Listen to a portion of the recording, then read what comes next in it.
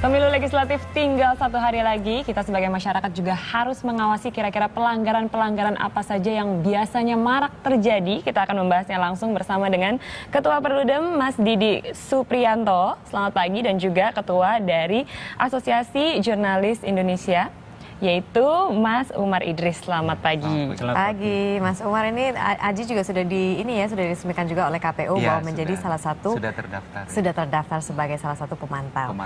Nah, teman-teman, menuju pileg ini kan sekarang tinggal 1 hari lagi. Kira-kira biasanya modus kecurangan-kecurangan yang perlu kita semua cermati itu bentuknya seperti apa? Mungkin dari Mas Didi dulu. Ya, kalau pas hari pemungutan suara itu tentu saja kecurangan terjadi di proses pemungutan suara dan kemudian dilanjutkan di penghitungan suara. Nah, kalau di pemungutan suara itu kan biasanya pertama itu penggunaan surat suara yang tidak dipakai, kemudian dimanfaatkan untuk kepentingan orang tertentu, kelompok tertentu dipergunakan, sehingga sebetulnya pemilihnya nggak ada, tetapi kemudian surat suara itu dipakai. Itu satu. Yang kedua, pada saat penghitungan suara itu memang sering terjadi manipulasi ya, atau istilahnya penggelembungan suara atau pengubahan penghitungan suara. Nah, itu bisa terjadi di TPS maupun PPS maupun PPK dan seterusnya. Tetapi pas hari H tentu saja rawannya pada saat di PPS, di TPS. Nah, pertanyaannya kenapa sampai terjadi pengubahan hasil penghitungan suara? Ya, yang pertama karena proses penghitungan suara itu mungkin nggak disaksikan oleh banyak orang. Ya. Karena itu saksi dan petugas leluasa untuk melakukan perubahan-perubahan hasil penghitungan suara. Yang kedua, itu sudah rumus umum, kalau tidak ada saksi jangan berharap suara itu selamat. Kan saksi ini dari partai. Kalau partai nggak punya saksi di TPS itu, maka jangan pernah berharap suaranya selamat. Bisa dibilang hilang atau paling tidak berkurang. Berarti akan banyak yang hilang atau tidak selamat dong, karena kan kemarin yang dana saksi parpol itu akhirnya tidak disetujui kan? Nah, ini bedanya dengan pemilu sebelumnya. Kalau pemilu sebelumnya kan pesertanya 38 partai ya. Sekarang ini 12 partai. Sejauh yang saya ikuti, hampir semua partai mampu mengirimkan saksinya di TPS. Nah, kalau yang dulu memang banyak saksi yang partai yang nggak mampu. Nah, itu yang kemudian suaranya hilang tentu saja. Selain 2 modus yang tadi barusan disebutkan oleh Mas Didik, Mas Umar ada tambahan? Jadi banyak sekali ya diantaranya yang Mas Didi sampaikan. Lalu pada hari pencoblosan itu misalnya masyarakat yang berkemampuan khusus ya, yang berkekurangan atau mereka yang disable itu didampingi oleh orang yang mereka bukan inginkan gitu. Jadi sekarang itu mereka boleh didampingi oleh siapa yang mereka inginkan, tidak mesti dari partai atau dari panitia begitu. Jadi mereka yang percayai gitu ya. Nah, itu bisa saja kalau dipaksa untuk didampingi oleh seseorang dari sebuah partai atau panitia, suaranya bisa saja berubah ya. Nah, terus yang paling mungkin adalah yang potensi sekali untuk terjadi money politik pada hari pencoblosan adalah masyarakat itu dibolehkan datang ke bilik suara dengan membawa handphone gitu ya. Membawa handphone lalu dia akan memfoto hasil pilihannya untuk ditunjukkan kepada orang-orang yang akan membayarnya gitu ya. Padahal itu di peraturan KPU atau dari seruan KPU itu mereka dilarang ya. Jadi sekarang itu petugas di TPS harus melarang orang-orang membawa handphone ke bilik suara. Itu harus. Tapi kita tidak tahu apakah semua panitia itu membolehkan atau melarang, itu kita tidak tahu pelaksanaannya gitu ya. Belum lagi saya tuh baru kemarin itu Mas Didik dan Mas Umar terima SMS. Mas terima nggak? Saya nggak terima, tapi SMS-nya seperti apa? Iya, jadi kemarin tuh saya terima SMS 2 yang mempromosikan salah satu caleg. Yang saya dapatkan itu adalah dari caleg AM Fatwa. Itu padahal sekarang kita lagi masa tenang. Terus tadi pagi buta ini juga saya menerima lagi dari AM Fatwa. Itu apakah termasuk dalam pelanggaran? Sebetulnya pada saat hari tenang memang dilarang melakukan kampanye. Bukan dilarang, diharapkan tidak melakukan kampanye, upaya-upaya meyakinkan pemilih. Tetapi sebetulnya ketentuan ini memang nggak realistis. Jadi ya selama belum pemilih masuk bilik suara, calon maupun partai politik akan berusaha semaksimal mungkin memanfaatkan waktu yang ada untuk meyakinkan pemilih. Makanya ketentuan soal hari tenang itu sebetulnya agak nggak apa ya, nggak bisa dijalankan secara baik karena itu praktek yang sudah berjalan bertahun-tahun selalu seperti itu. Saya termasuk orang yang usul nggak usah ada hari tenang, percuma saja. Bikin saja hari terakhir kampanye, begitu hari terakhir kampanye itu sampai jam 00, besoknya pemungutan suara. Dan itu praktek di banyak negara juga seperti itu. Sehingga kita nggak ya katanya hari tenang, tapi sebenarnya nggak tenang gitu. Karena partai dan calon justru bandel, intensif, aksi. Karena ini titik-titik hari-hari terakhir yang menentukan. Gitu. Kalau kita lihat dari edaran atau siaran persnya Kominfo Mas ya, itu mereka mengikuti masa peraturan-peraturan yang dibuat oleh KPU. Jadi kalau hari tenang seharusnya tidak boleh menggunakan teknologi informasi termasuk SMS untuk berkampanye gitu ya. Itu sudah ada edarannya seperti itu. Termasuk SMS tadi gitu ya. Dong, kalau cuma media sosial ini Mbak, media sosial ini memang tidak ada aturannya ya. Dan nggak bisa ngontrol. Nggak bisa mengontrol. Jadi kalau kita nggak suka dengan orang-orang yang berkampanye pada masa tenang ya tinggal di blok aja ya di Twitter misalnya. Tapi bagaimana dengan iklan? Tapi sebetulnya kalau SMS itu kan lewat provider ya. Providernya sebetulnya bisa mencegah gitu. Berarti seharusnya bisa ditindak. Ya dalam hal ini Kominfo, KPU sebetulnya bisa komunikasi bagaimana menyelesaikan itu. Gitu. Oke, dan juga kalau misalnya kita lihat modus kecurangan yang paling terkenal dari zaman ke zaman itu adalah serangan fajar atau sekarang tuh zamannya serangan pasca bayar. Serangan pasca bayar. Serangan pasca bayar itu akan terjadi, akan efektif kalau panitia membolehkan orang memilih dengan membawa handphone. Oke. Jadi maksudnya gimana itu? Ya, untuk karena bukti. dia akan membuktikan bahwa dia akan memfoto pilihannya lalu ditunjukkan kepada orang-orang yang mengajaknya untuk memilih caleg tertentu, lalu dia tentu akan mendapatkan uang gitu ya. Jadi itu yang disebut pasca bayar. Pasca bayar dengan bukti sebuah foto ya. Nah makanya kita berharap panitia di tiap TPS itu benar-benar melarang ya Mas ya. Tapi sebetulnya gini kok, dari tahun ke tahun survei itu selalu menunjukkan hasilnya sekitar 70-85% penerima serangan fajar atau money politik itu sebetulnya nggak memilih yang memberi. Yang memberi. Jadi diambil tapi tidak dipilih. Betul itu.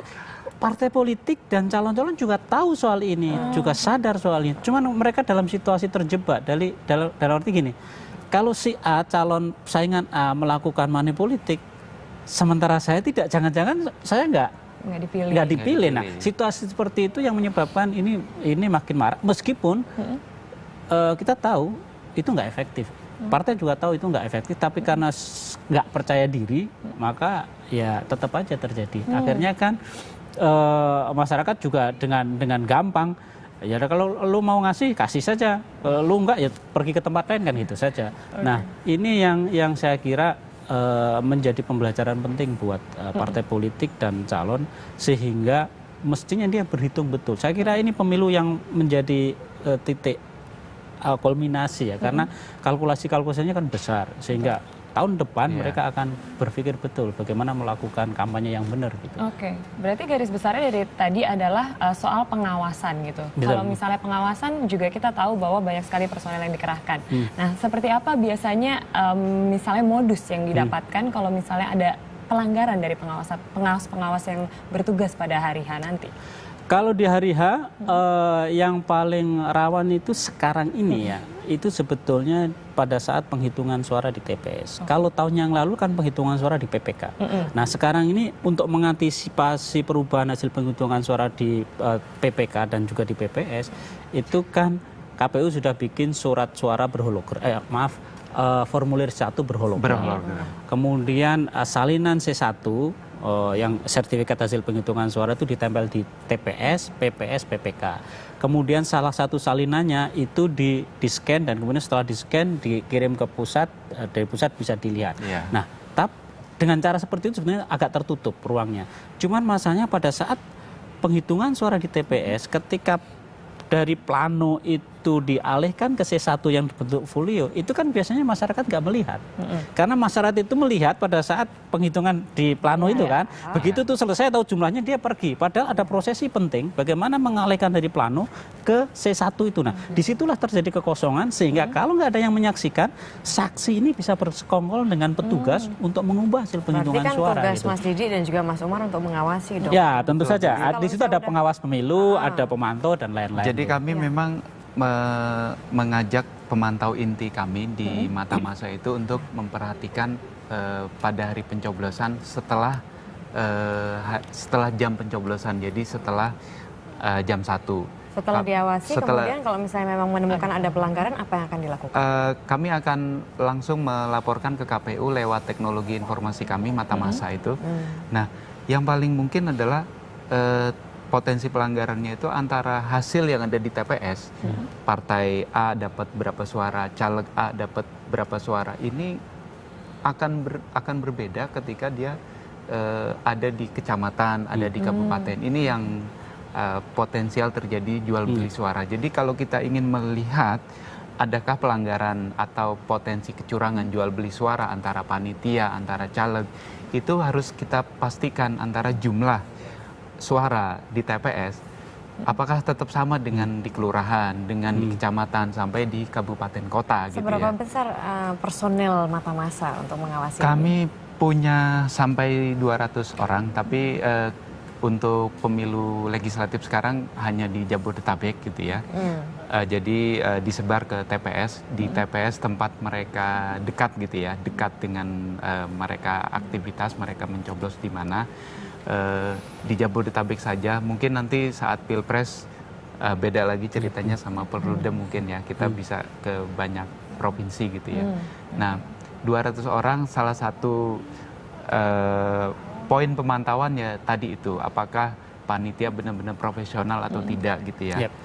Terus para masyarakat yang berkemampuan khusus itu apakah difasilitasi atau tidak itu. Kalau bicara mengenai pelanggaran ini kan sebetulnya pengawasannya tidak hanya tugas dari teman-teman dari Mata Masa atau Perludem, tapi juga masyarakat luas. Nah, bisa mohon jelaskan bagaimana misalnya ada seorang gitu ya, seorang warga yang melihat ada kecurangan, proses melaporkan kecurangan ini sampai akhirnya memang diterima orang yang bertanggung jawab untuk menindak itu bagaimana? Jadi apapun pelanggaran, apapun yang kita anggap janggal di TPS, silakan melapor ke Mata Masa. Bisa ke Mata Masa, lewat? Nanti bisa lewat laptop atau lewat PC di rumah, matamasa.org, www.matamasa.org, atau SMS ya Mbak. SMS ke 0813 70 20 2014 atau kirim email, karena kalau lewat smartphone kita kan gampang ya. Kirim email ke lapor@matamasa.org. Kami akan rahasiakan semua pelapor asal pelapor itu mencantumkan identitas mereka ke kami, tapi begitu kami publikasikan atau kita sampaikan ke KPU dan Bawaslu itu identitas mereka tidak kami sampaikan agar masyarakat berani melapor gitu. Berarti biasanya laporannya akan lebih bagus kalau difoto juga ya Mas? Kalau difoto, betul. Berarti bawa handphone juga dong Mas? Ya betul. Oh iya, bawa handphone juga. Kalau untuk di TPS boleh selfie kata anggota KPU, jadi boleh foto-foto gitu. Asal bukan di bilik suara. Ya sebetulnya ketika hasil penghitungan suara atau C1 itu ditempel di TPS, PPS dan PPK, sebetulnya disitulah masyarakat bisa memotret untuk memastikan terjadi perubahan apa enggak dibandingkan dengan proses yang resmi. Asal tidak dibawa ke bilik begitu ya? Bukan, itu nggak dipilih. Jadi setelah penghitungan suara, setelah penghitungan suara itu kan ada sertifikat, ada formulir yang menghitung si A dapat berapa, partai A dapat berapa. Nah, itu hasilnya itu ditempel, ya, ditempel di TPS, ditempel di PPS. Nah, itu yang perlu dipotret. Karena itu menjadi dokumen penting kalau misalnya dalam proses penghitungan suara yang lain itu ada kecurangan. Tapi ya pasti ya kalau misalnya pelapor itu nanti aman pasti ya Mas Umar ya? Pasti kita rahasiakan. Nanti kalau misalnya polisi tiba-tiba hadirkan dong saksinya ini, terus gimana itu dong? nanti pengacara dari Aji yang akan maju, pengacara bukan pelapor ya. Terus satu hari terakhir ini sebetulnya kesempatan buat KPU untuk memastikan bagaimana masyarakat boleh memilih Karena sekarang itu harus kita akui ya, di mata massa juga banyak laporannya, masyarakat masih bingung apakah boleh dia hanya sekedar membawa KTP atau tidak gitu. Banyak yang bingung misalnya kalau KTP-nya itu sama dengan TPS-nya, alamat yang ada di KTP sama dengan TPS yang akan dia datangi, katanya itu boleh gitu ya menurut masyarakat. Tapi juga ada yang bingung apakah dia harus memiliki surat rekomendasi dulu dari tempat dia sebelumnya. Formulir C5 itu. Formulir C5. Jadi harusnya KPU dalam hari terakhir ini memastikan soal keruwetan data KTP pemilih ini. itu KTP gitu ya. Berarti Saya kira seperti itu, Mas. Masih ada sosialisasi yang menurut Anda masih kurang dari Benar, KPU? masih kurang dalam hal masyarakat yang tidak tercantum dalam DPT ya, Mas ya. Iya. Banyak sekali masyarakat yang bingung di lingkungan saya, terus di mata massa juga banyak laporan seperti itu. Apakah mereka tetap boleh memilih dengan membawa KTP yang sesuai dengan TPS-nya gitu ya. Kalau tidak dengan sesuai dengan alamatnya tidak sesuai, apakah dia harus membawa rekomendasi dari RT sebelumnya atau tidak? Dan menurut KPU katanya juga itu mereka itu boleh asal dia memilihnya antara jam 12 siang sampai jam sampai jam 1 sebelum siang ditutup. Ya, jadi gini, kira-kira gini, mereka yang namanya ada dalam DPT itu akan mendapat surat pemberitahuan.